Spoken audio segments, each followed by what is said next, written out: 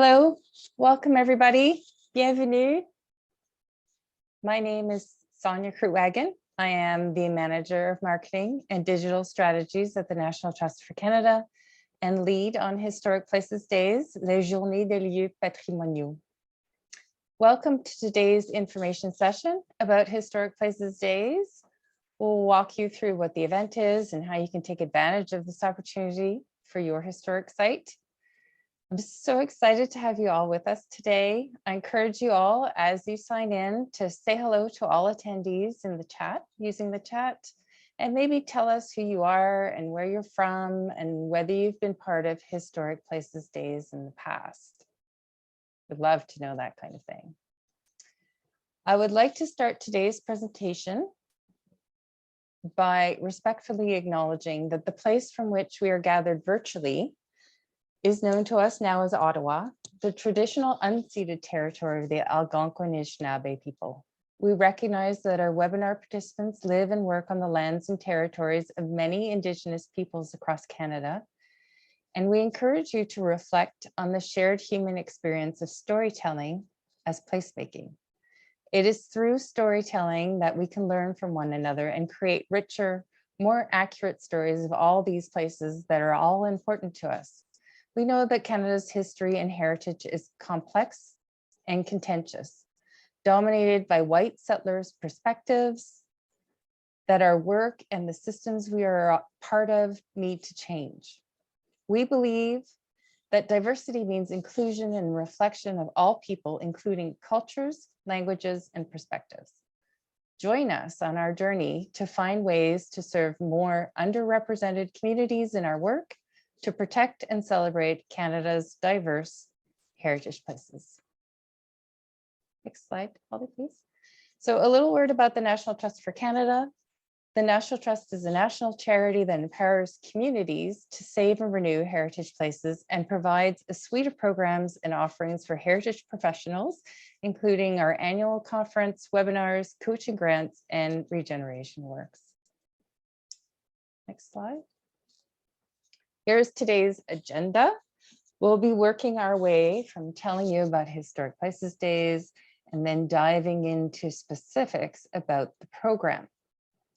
We are lucky this year to be joined by two students from Carleton who will be introducing themselves later on with a few high-level details about digital storytelling, and they will be hosting a webinar on this topic early in June. So stay tuned. Next slide, please. If you're new to Historic Places Days, in brief, it is a national event launched on the weekend after the Canada Day weekend, and it's designed to shine a spotlight on historic places from coast to coast to coast. The tagline for the event is "Every Place a Story," because that's how our historic places can be brought alive for visitors. Historic Places Days is really a platform. It's an opportunity to gain profile and visitors. It exists as much online as it does in person and on the ground. On this slide, you can see some of the basic details about Historic Places Days in 2022. The social media toolkit will be released on June 3rd. We have, as I mentioned, a digital storytelling webinar coming up on June 7th. It launches on the weekend, including the Friday of July 8th to 10th. And then it runs till the end of July on the 31st. I wanted to bring some of the history of the program and its success in the past. It's certainly grown in its 6 years. It now reaches 2 million Canadians last year. It's a social media campaign is very expansive for the program and includes not only parks and the National Trust social media channels, but ministers and social media influencers and visitors from coast to coast to coast, and you, the historic sites that are participating in the program. It gains popularity by everybody sharing on social media at the same time. And last year we had 579 historic places that participated, and 94% of the places participating said they would participate again. So hopefully it's your first year, you'll stay with us. It's a very engaging program. I wanted to mention that we're making changes at the Trust and also in this event. The National Trust is working to be more inclusive and more conscious of how we name things and how we use language. And what that means for Historic Places Days is that it's changed its name from Canada Historic Places Days to Historic Places Days in order to be more inclusive. You'll also notice some language changes on the website and in our other communications, such as capitalizing L in lands or saying historic places in Canada instead of Canadian historic places or Canada's historic places. This is a journey that we're taking. So some of the communications may still use some of the old terms and language. We're happy to hear about them. And if you're unsure why we've made these changes, please feel free to reach out to us and have a conversation. Now I'm going to pass the presentation over to my colleague, Kirsten Vermacke, to further explain the event this year. Hi, everyone. Kirsten Vermacke. I'm a project manager at the National Trust, focusing on diversity and inclusion in Historic Places Day this year. So diversity, inclusion, and tourism are our focuses for 2022 Historic Places Days. So this year, we're encouraging every participating site to think about how they can use Historic Places Days as an opportunity to tell untold stories, open the door to more people, and amplify equity-seeking voices at their site. This is a great chance to explore your storytelling past the established narrative of your site and hold events with new partners or for a new audience. You can think about small ways to make your programming more accessible during and after HPD. So this is a great way of testing something new, trying something different in a way that then you can bring to your more permanent exhibit space. The weekly social media themes we'll be introducing in just a few minutes could also be a great opportunity to explore new ways to find these stories and share them. I'll pass it on to Allison. Hi, I'm Allison Kearns. I'm the communications manager here at the National Trust, and I'll be working with a lot of the communications and social media and a lot of the tools that you get through HPD. So right now I'm going to talk briefly about why you want to participate and what's kind of available to you throughout the program. So HPD functions around 4 different elements. There's sites. So each site registers on our website. So you get a little pin on our map and a profile with an image and information about what you offer at your site. Once you register as a site, you can also promote events that you have happening throughout HPD. And then there's the launch weekend, which Sonia mentioned already, which is July 8th through the 10th. And we'll be doing some extra communications about any events that are happening over that launch weekend. So holding an event then is a great way to amplify your message. And then we also have visit lists, which are a way for sites to come together, tell a story about how different sites connect. You can do a visit list that focuses on different themes, different locations, different regions, and we'll talk about those a little bit more later, but it's another way for you to amplify your message for your site. And what your participation in Historic Places Days gets you is a real opportunity to leverage our community and also the communities of all of the other participating sites, because we're all working together to direct people to the Historic Places Days website and really get that message out there. So it gives us all a lift up in our communications and marketing and exposure. Next slide. And I'll pass it. Thanks, Allison. Hi, everyone. My name is Katie Pearson. I'm the Special Projects Officer here for Historic Places Days this year. So I'm here to help with any comments, questions, or concerns that you may have with the registration process. So we've outlined a few steps on how you register your site, which you can see to the right of the screen. The process is pretty straightforward. It's just a matter of following the prompts and filling in information about your site. And it's key to remember that registering and participating in this event is free. Next slide. So once you registered your site or place, you can then start adding events. The process of adding an event is similar to adding a place. So just following prompts on the website and filling in your information. Adding any events or programming that you may have going on during Historic Places Days is a fantastic way to gain extra attention. And once again, I'll be available if you have any other questions about this process. Okay, and I'll give you a brief word on different types of events. So now that we're starting to slowly emerge out of COVID, we have 3 options available to us. You can do an event that is 100% in person. You can opt to have a hybrid event. So do something like recording or live streaming an in-person event where you've got some visitors on the ground as well as something going on virtually. Or you can decide to do a 100% virtual event. And please feel free to take advantage of all of those options. And then in terms of tools, you've got a bunch of virtual tools that you can use: Facebook Live, Instagram Live, you can record and post to YouTube, you can use Zoom like we're using today for this presentation. And I'm sure there are many multiple other options you can use that you may be familiar with after 2 years of virtual working. And we're also a tool here as well. So if you have questions about hosting an event or need some help with logistics, you can always get in touch with us and we can help you work through what you might need. Okay.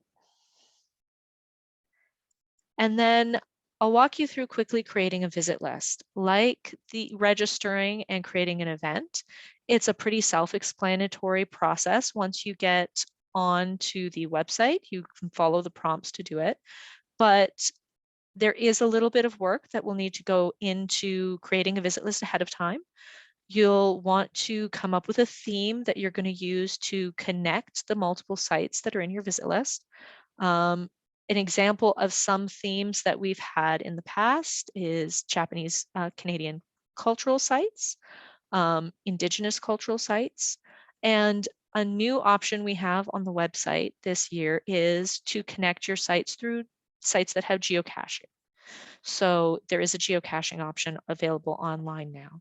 So once you decide on your theme, you can write a little paragraph that explains the story and the connection between these sites, and then go ahead and create your visit list.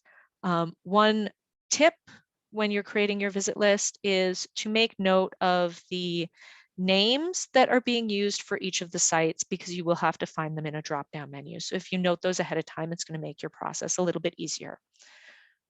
Okay, and now I'll hand it over to our digital storytelling. Hi, everyone. I thought I would just kick things off by talking a little bit more about the digital storytelling webinar that Sonia mentioned.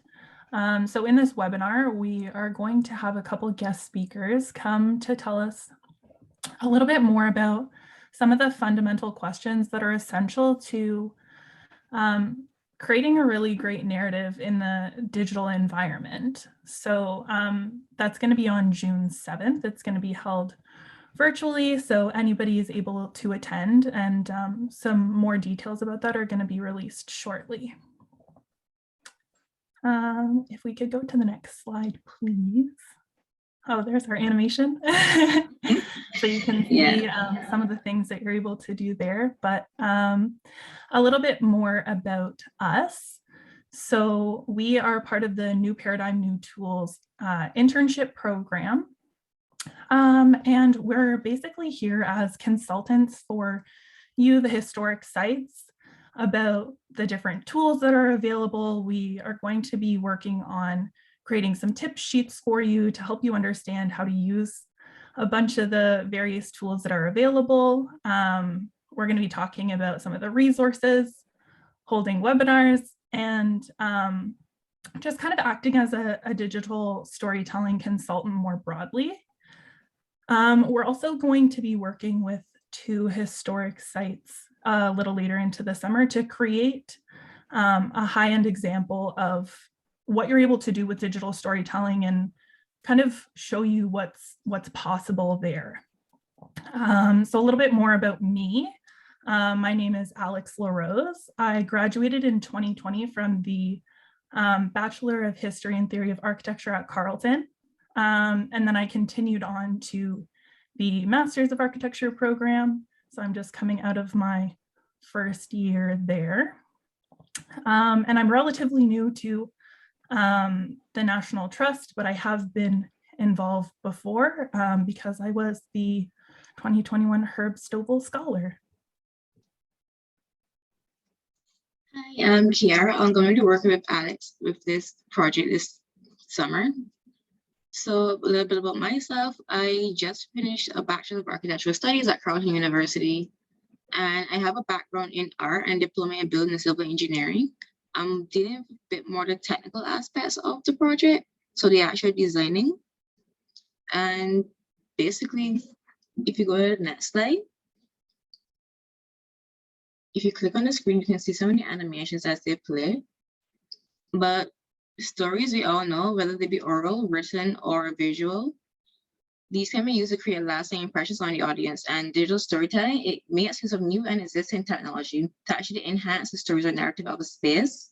For heritage sites, this creates a potential for the retelling of stories of lost or forgotten sites. And it also helps to recreate or even reimagine the stories of existing sites with an innovative and engaging twist.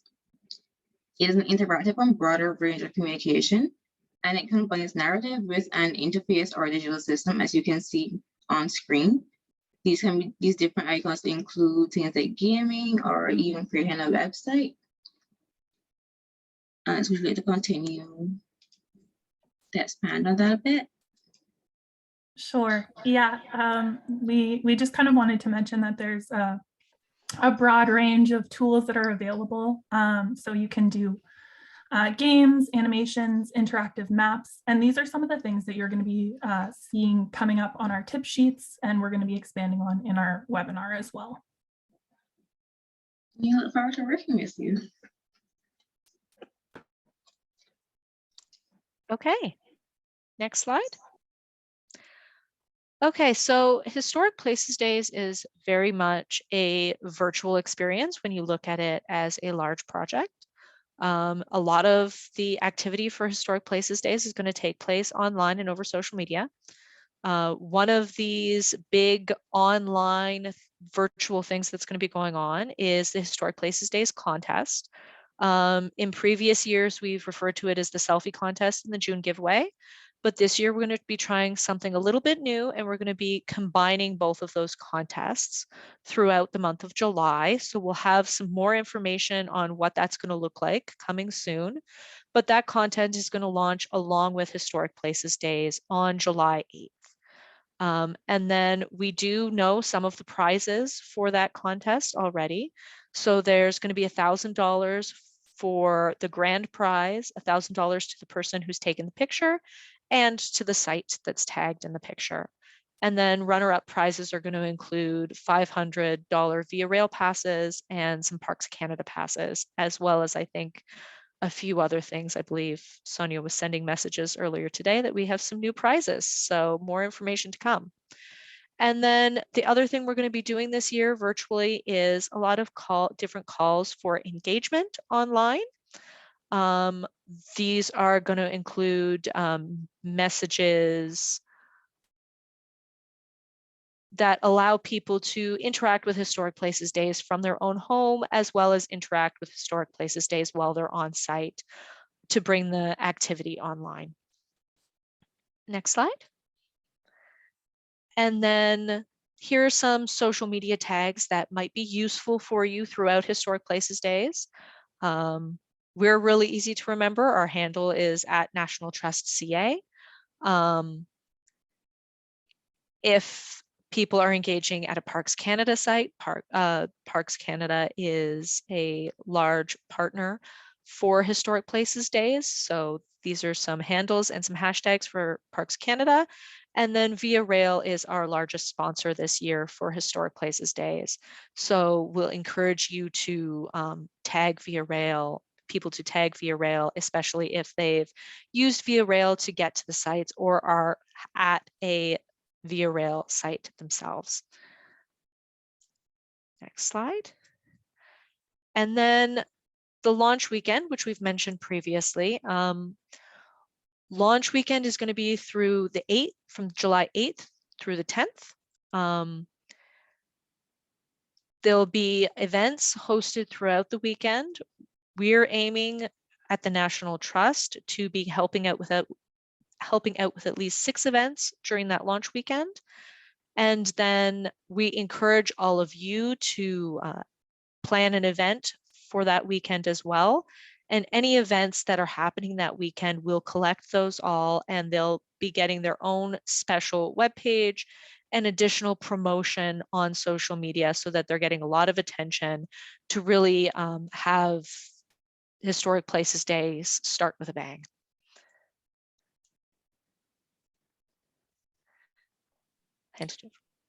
So with that, we will be providing resources to promote Historic Places Days, and that will include a customizable poster so sites can use their own photos if they'd like, as well as social media graphics and a social media toolkit, and all of which will be available on the Historic Places Day website come June 3rd. And something new we're going to be doing as part of that social media toolkit this year is actually introducing 3 social media themes that we'll be using and that sites can use and visitors can use to engage with Historic Places Days during the event. But instead of choosing the themes ourselves, we're actually going to ask you to help choose the themes during this webinar today. So on the screen, you can see the 5 themes that we'd like you to choose from. The first one is Find Your Place. The idea is to get sites and visitors to engage with how the sites relate to their local communities. So visitors can go out and find their local historic sites, the site that is closest to them. And like I said, sites can share content that connects you to your local community. The second theme is something new from something old. So it's an opportunity to share something new that you've learned about your place, or a new program that you've got on, or a new story or a new voice that you're trying to represent at your site. And then additionally, we'll be encouraging people participating in HPD to share stories about how they've interacted with the sites and new ways that they've engaged with them. The third theme is Many Stories.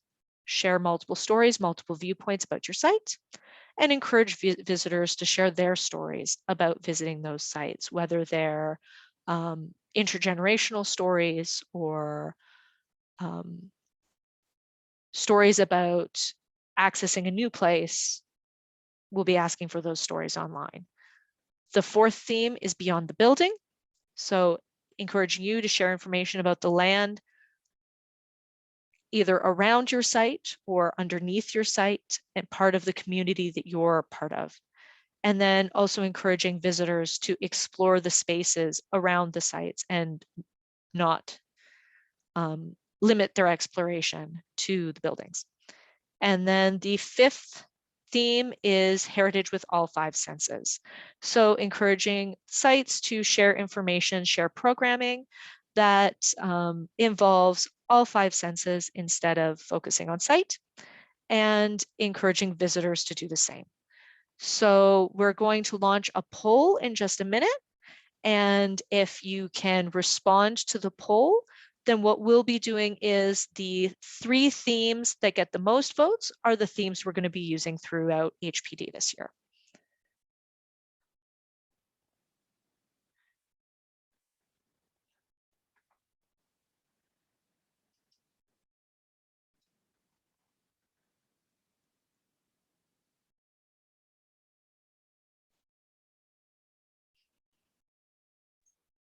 It's too bad we can't vote as panelists. I'm very tempted.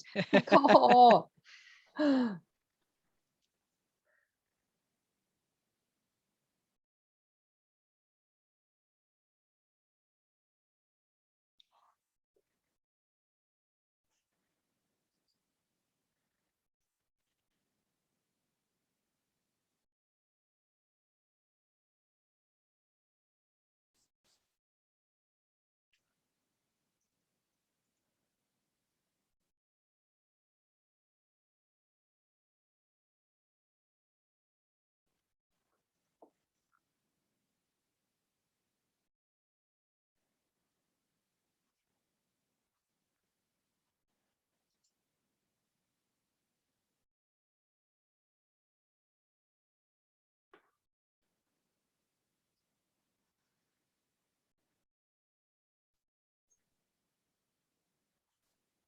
Can we tell if people are still voting or can we find out the results? Like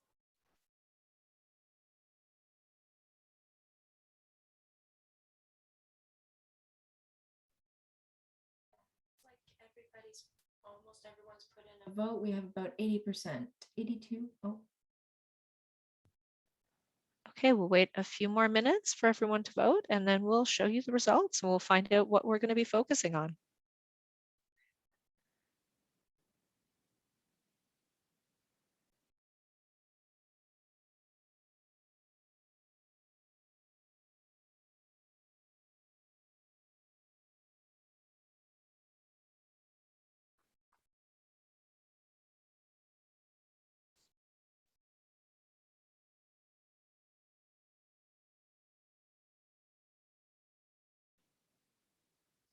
Nancy says she deleted the questions. I don't know that we can do anything about that, Nancy. I'm not sure.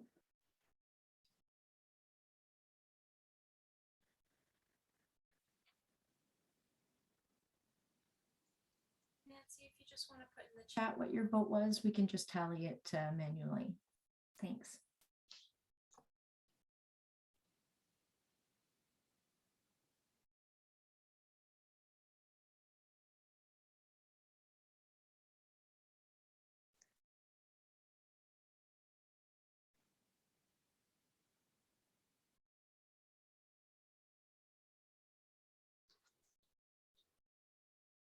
Yeah, it's maybe we can email everybody a translation of the theme choices. We can get them translated and sent to everybody.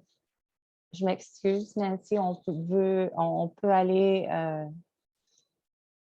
envoyer par courriel la translation des questions.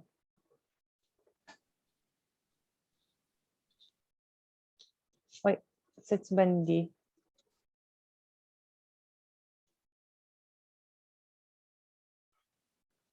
Okay, how are we looking in terms of responses, Holly? 40 out of 46 participants have responded. Can we see the results? Because we'll have to tally in the French afterwards. Dying to see it.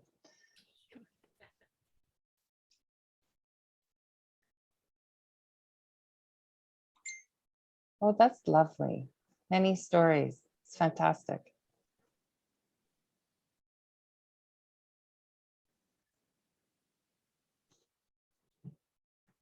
In 5 senses. That'll be fascinating.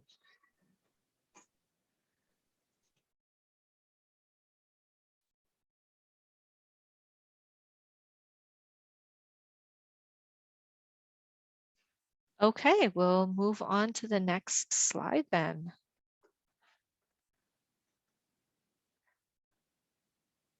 Okay, so just a quick review of the important dates so far for HPD. The social media toolkit will be released on June 3rd, and that will have some example posts that you can use for those themes that we just talked about. The digital storytelling webinar will be happening on June 7th at 12:15 p.m. Launch weekend will be from July 8th through 10th, and then Historic Places Days runs this year for a full month, July 8th through 31st. And we're going to open things up for questions now. So if you have a question, please pop it in the chat or in the Q&A. And I'll just go over briefly, the members of our team and who you can reach out to for questions if you think of something after this presentation.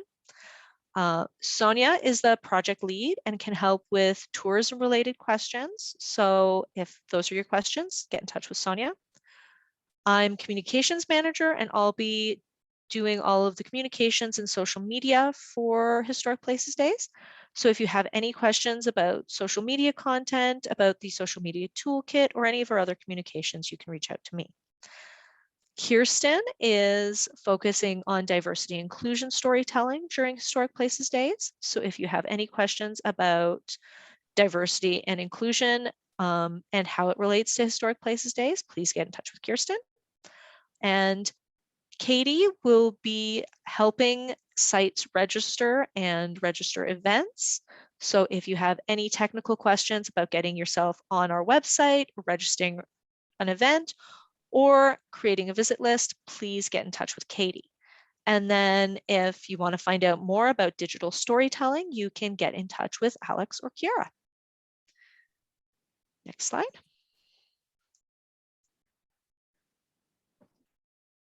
So we'll give everyone a few minutes to think about questions that might have come up from this presentation, or questions that might have come up between the last info session and this info session. So while you're sort of noodling around what we've covered today, I'll remind everyone just some interesting things about the National Trust and the work that we do, including our membership program. The National Trust is a membership organization, and our members strengthen the national voice of the heritage movement and demonstrate that historic places matter.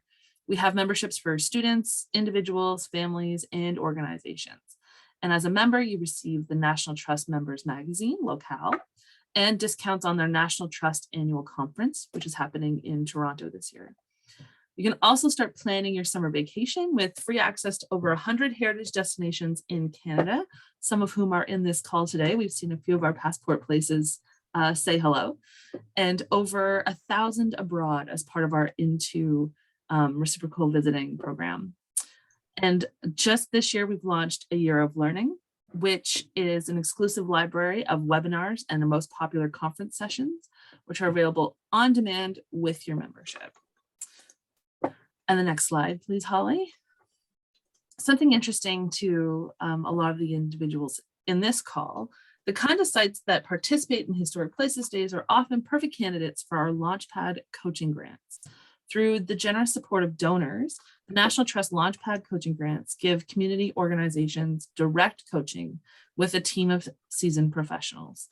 The grants offer expertise in a variety of disciplines such as business planning, marketing, skills development, heritage conservation practice, and fundraising, for example. We're currently open for applications to our Launchpad coaching grants through Regeneration Works and the website link here on the slide. And we'll be including a link to the program in a follow-up email to this webinar. And next slide, there we go. And Regeneration Works is a larger program, is a one-stop shop for tools, training, and coaching opportunities to help you improve the vitality of your heritage place. So Regeneration Works is designed to help passionate and dedicated people like you, volunteers, advocates, and organizational staff working hard on the ground to save and renew a heritage place. So we know that finding funding and coming up with new ways to generate revenue is often the key challenge facing volunteers and organizations working to keep a heritage place alive and open. That's why we have tools to help you improve your bottom line. So visit the website regenerationworks.ca for access to tip sheets on a range of topics from grant writing to municipal advocacy, endangered places, fundraising, and get inspired with the case studies in our latest toolkit about shared stewardship models for historic places. So you can also register for free to webinars like this one. And this is where you would have found the registration for today's webinar as well. So those are just a few resources that the Trust offers. Lovely. We've had a few questions that have come in. So I think maybe we have a little bit to get started. Please keep typing them in if you have any questions. There was a question about whether the events have to be free, and they don't. You actually don't have to. Your admission, you can charge admission to your place, and you can also charge admission to your events that you have posted on the website. We don't have any. We want this to be a successful event for you, however you want to plan it. It's just added exposure for your events to have them listed on our website and that we will share about them. There was a question earlier also about registration. So every year we open up registration and ask people to go back in and confirm that you're participating this year so that we know that, and participants know which places are open. There's history now after 6 years. There are places that are registered on the site. So some of them aren't participating. We need to have the indication saying that you are participating this year. It'll also give you the opportunity to then load in your events and tell us what's going on.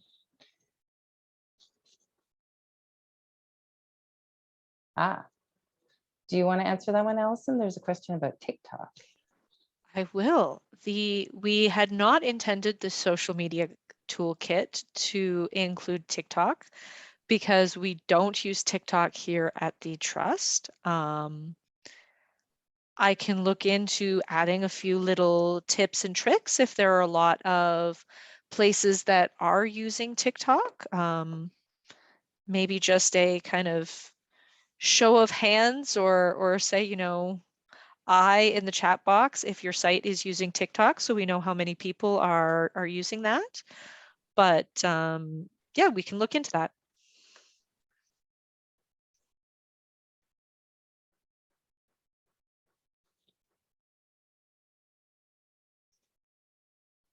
I'm also curious. So if everybody wants to put something in the chat saying if you're interested in TikTok, so whether that's something that we should look into. I remember there were some great TikTok posts last year.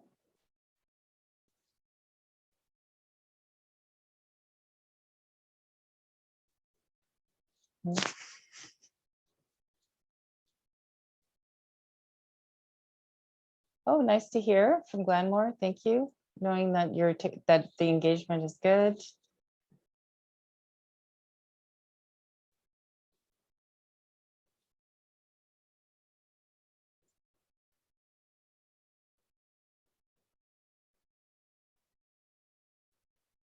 Any other questions?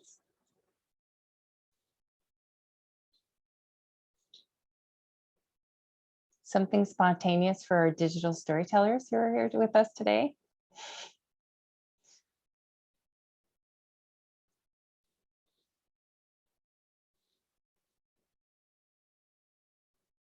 Well, we are available by email, and please feel free to reach out to us. We're very excited about this year, and I'm particularly excited about the topics. So using those this year will be very interesting. On va partager en français au plus tôt que possible avec les questions, des thèmes. Anybody have anything else they want to say?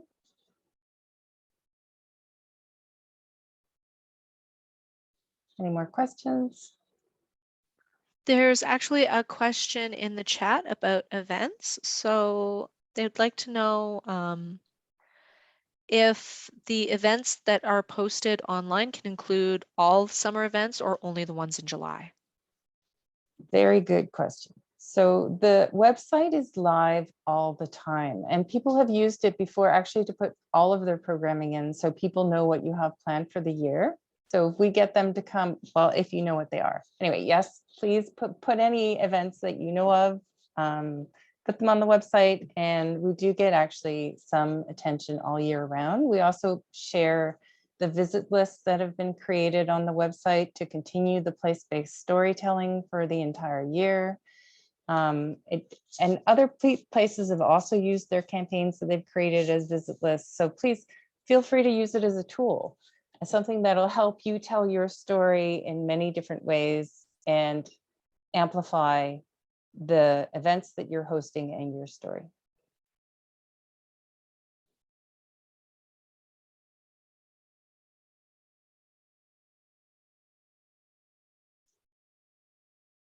It's a good question. The stories are sort of up to you. We have place-based stories because we're all about places, but if you want to tell stories about what you're doing, the people that make your place come alive, some of the artifacts that you have, it's all good. Whatever that you want to talk about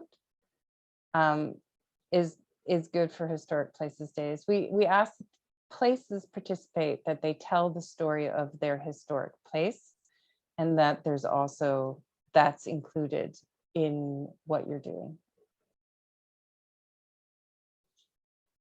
Great questions. Anything else before we close up?